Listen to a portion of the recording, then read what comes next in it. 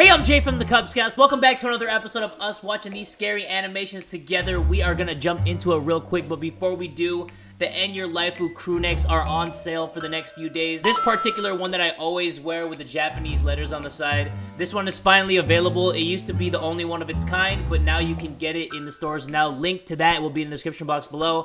But we're about to jump into this and watch scary animations together. If you guys cool with that and you're down with that, everybody get ready and buckle up, because here we go. First video of today's episode is called I Met a Creepy Guy Laying Down on the Street. He could have been drunk, he could have been so I'm a nurse, he could have just and I was laid on the driving ground. home from work Let's one figure it night. out.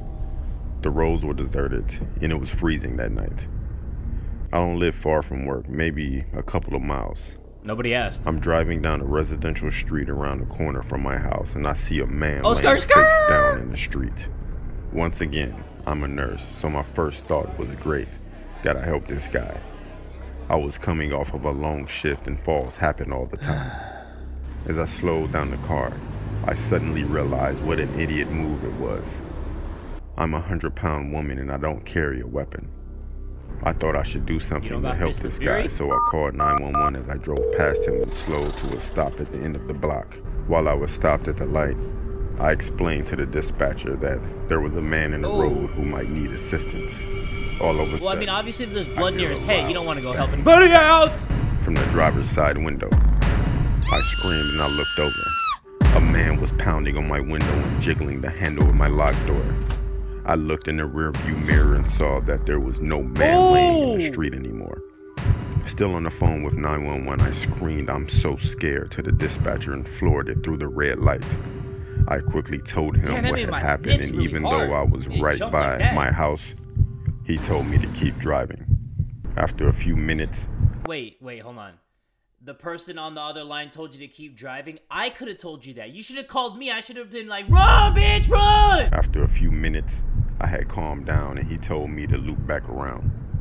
I pulled over down the road from my house and I stayed in the car. I didn't see the man anywhere, so I got off the phone with the dispatcher, who told me he was sending a police car to cruise the area. As I gather up my things, I do a final scan of the area. Not this guy! He's walking with two other men. I hunched way down in my car until they were further down the road. When he looked down, he didn't see you laying down like that. I don't know if he had ill intent, but it freaks me the hell out that he wasn't alone. Just always lock your doors. Yeah, for sure. I mean, that should be common sense, guys. Lock your doors. Don't answer the phone to strangers. Don't drink yellow snow. Like, these are all common sense things. Like, I know that in the heat of the moment, you see a body on the street and you're like, ooh, maybe I should call the cops because there's like a pool of blood by the person's head or the body or whatever. But I had a feeling that that was going to happen. Like, that person pretended to be laying down on the street. Once she parked the car and then like stopped the car, they were probably going to rob her or something. I mean, we don't even want to imagine what they would have done if they got to her. But yeah, those kind of situations are very tricky because you want to help, but at the same time, you need to keep your distance. Always keep your door locked. That's life advice from your old pal, Jay. Next video of today's episode is called... Woman. Oh, this guy already said it for me. I was 11 years old at the time. It was a horrible event. I lived in Texas, but my family decided to go to California during the summer of 2015. All right. Hey, brah. Welcome to California. So my family of 6, including me, stayed at my aunt's house. One night, my parents went to a party, and both of my brothers and I didn't want to go, so we stayed behind. They didn't even invite you. Come on, man. Don't flatter yourself. It was around 6 p.m. My parents said they were coming back around 2 a.m.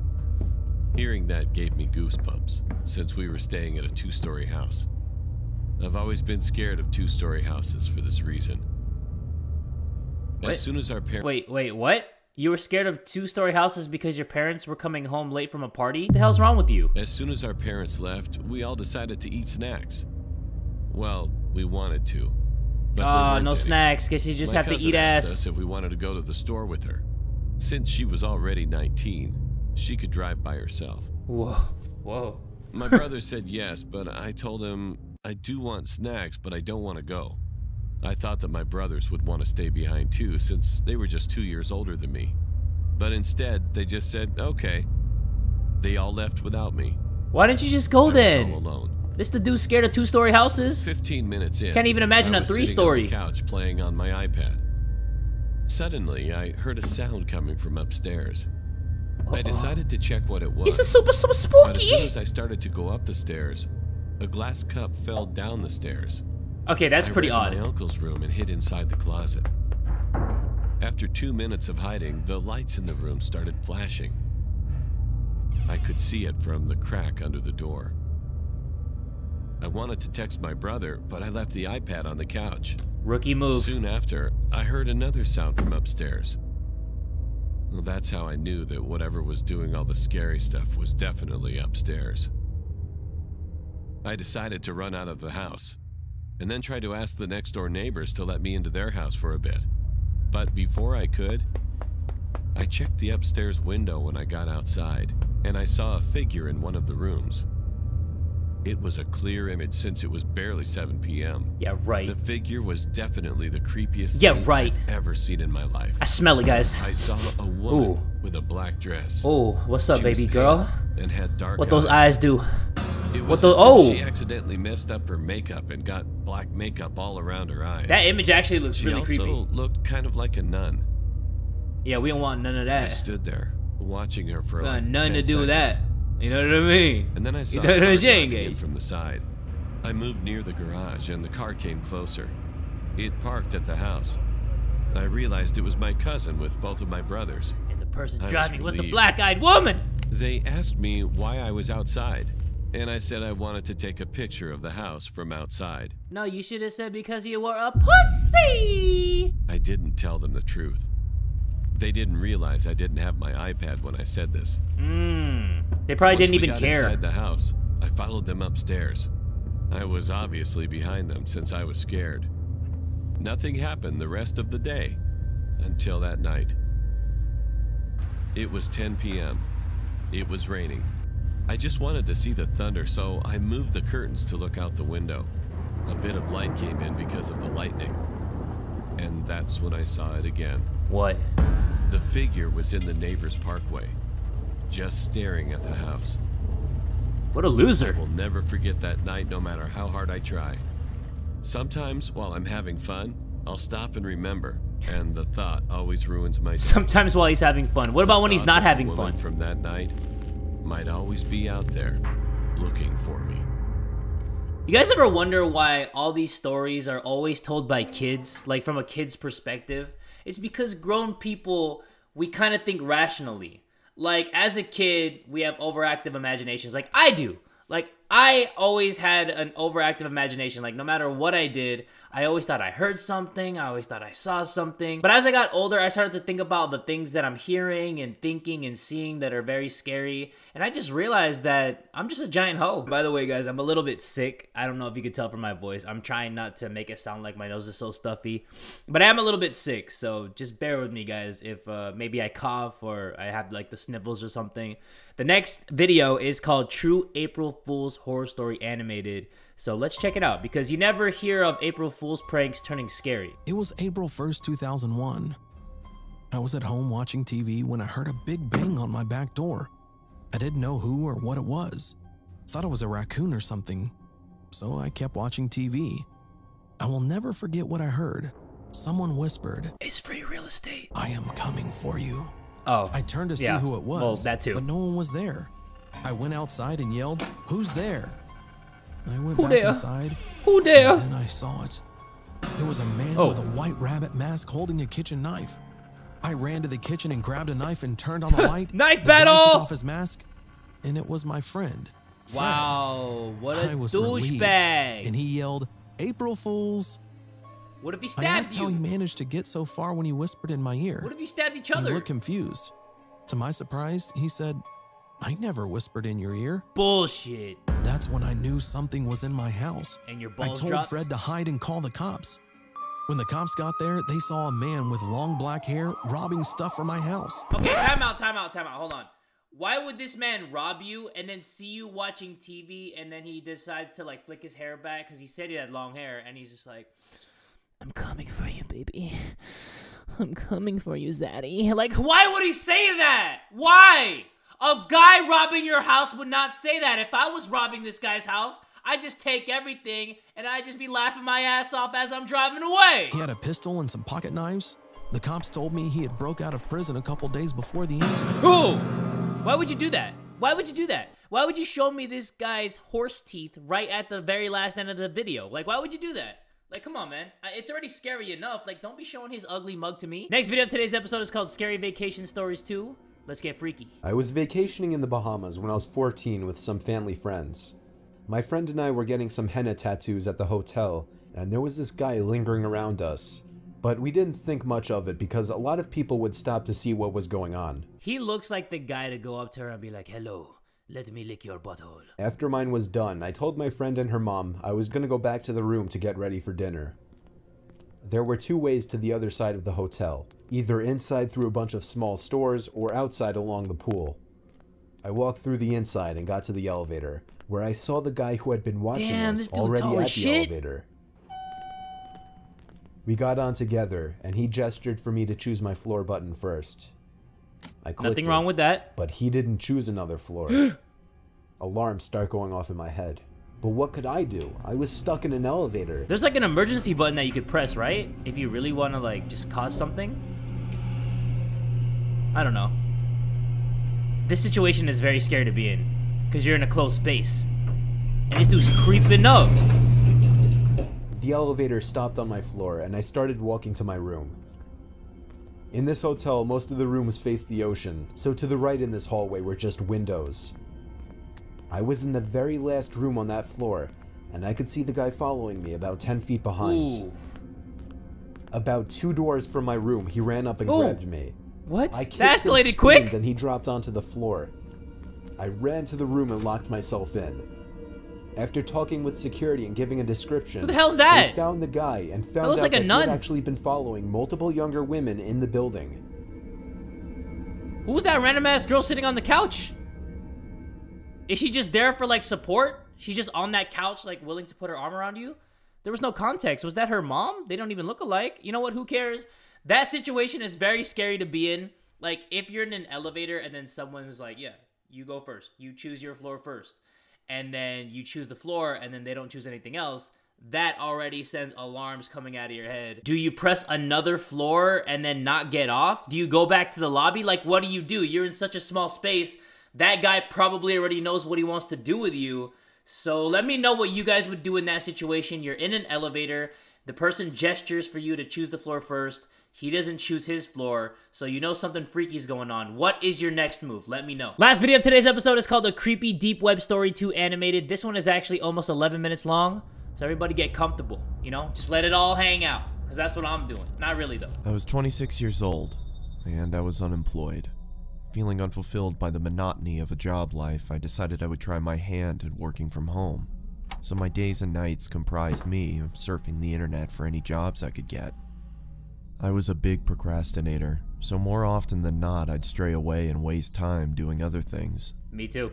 This guy, One day, right here, I came guilty. across talk Guilty as about charged, the Your deep Honor. web while on Reddit. I felt amused by the people talking about it as if it was something so scary, and decided I'd look into it.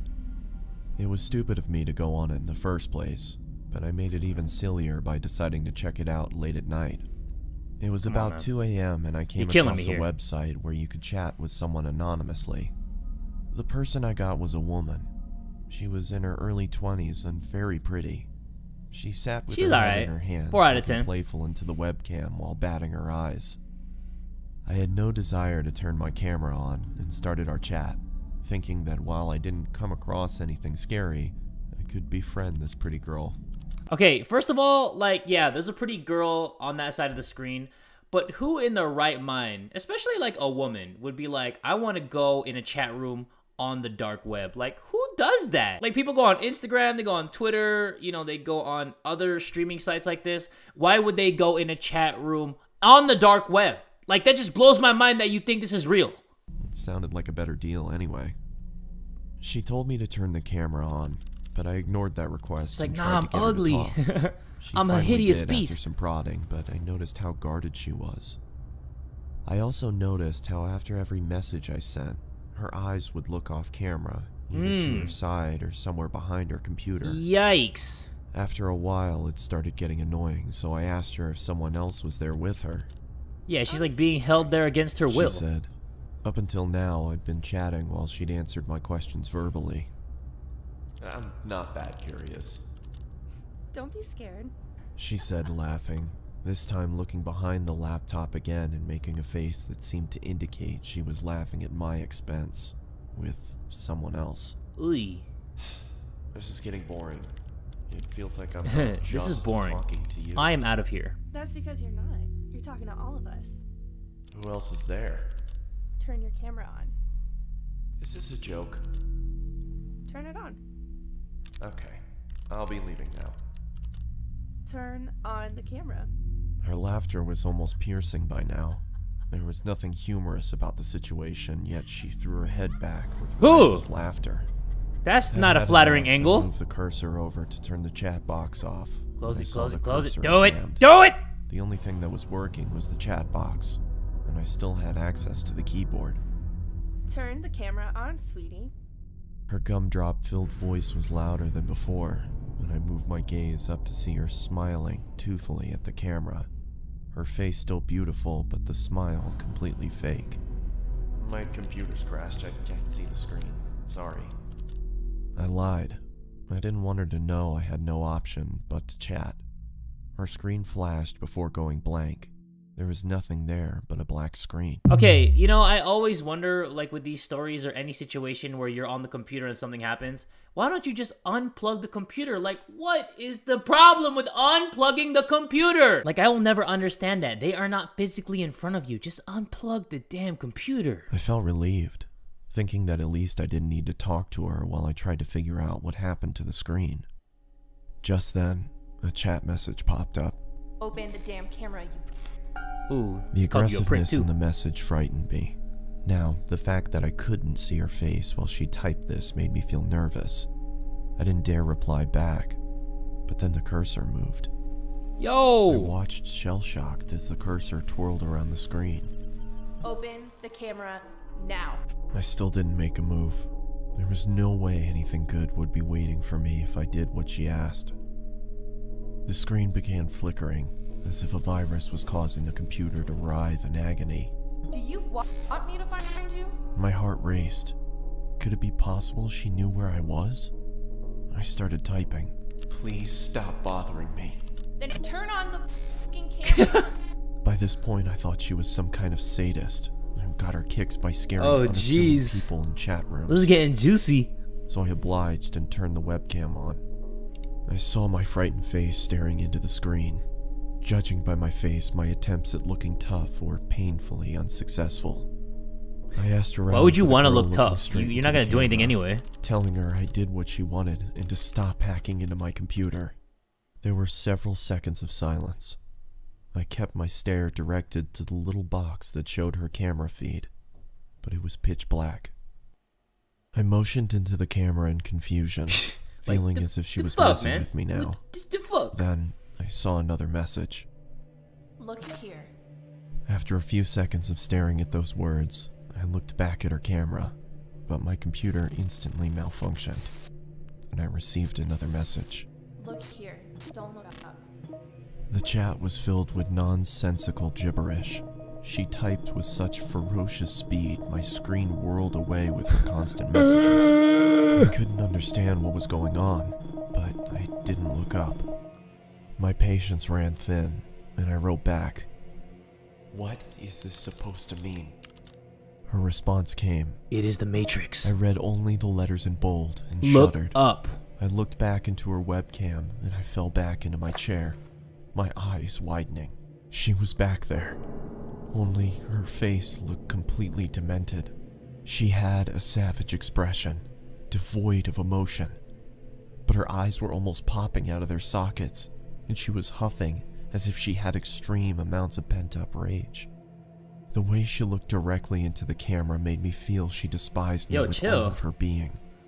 There was Please, everybody no just calm amusement down. there Like, anymore. close those eyes just a little bit, Her please. camera went blank again. Goodness gracious. Then the chat popped up.